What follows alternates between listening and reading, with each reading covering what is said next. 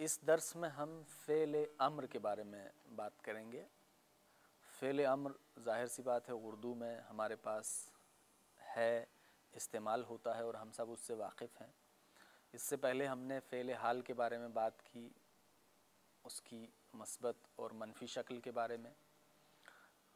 فعل گزشتہ کی مطلق شکل جو ہے جسے ماضی مطلق کہتے ہیں اس کے بارے میں ہم نے بات کی۔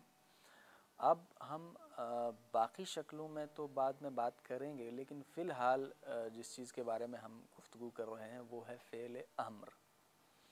سب سے پہلے یہ کہ فعل امر بنتا کیسے ہے؟ تو فعل امر بھی در واقع اصل میں قیاسی ہی ہے۔ جیسے ہم نے مصدر سے فعل حال بنایا تو مصدر ہے مثلا ہمارے پاس خابیدن، خابیدن سے فعل حال کا صیغہ ہمارے پاس آتا ہے می خوابم، میں سوتا ہوں۔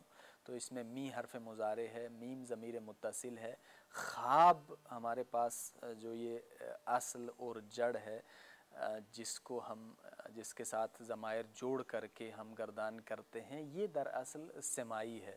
ہم اسے یاد کر لیتے ہیں، ہمیں پتہ ہے کہ خابیدن سے مضارع کی جو اصل اور جو ریشہ ہے وہ کیا ہے۔ ایک تو حرف مضارع ہے، ایک ضمیر ہے، ایک ریشہ ہے۔ اصل ہے وہ ہے خواب، جس کے بعد ہم ضمائر کا استعمال کرتے ہیں اور جس کے شروع میں ہم حرف مضارع کا استعمال کرتے ہیں۔ تو امر کے لیے بھی ہمارے پاس اسی طریقے سے ایک ریشہ ہے، جیسے خابیدن سے امر اور مضارع کا جو ریشہ اور جو اصل ہے وہ مشترک ہے، خواب۔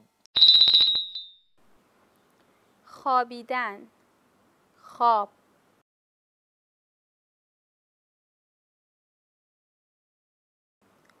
بخواب،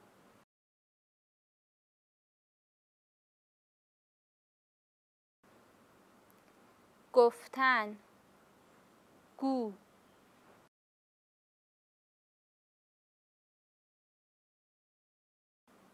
بگو،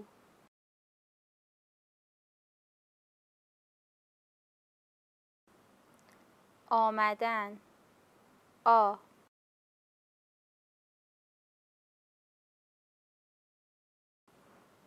بیا،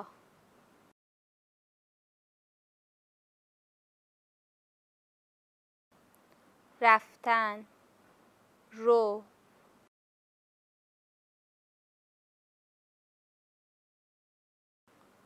برو،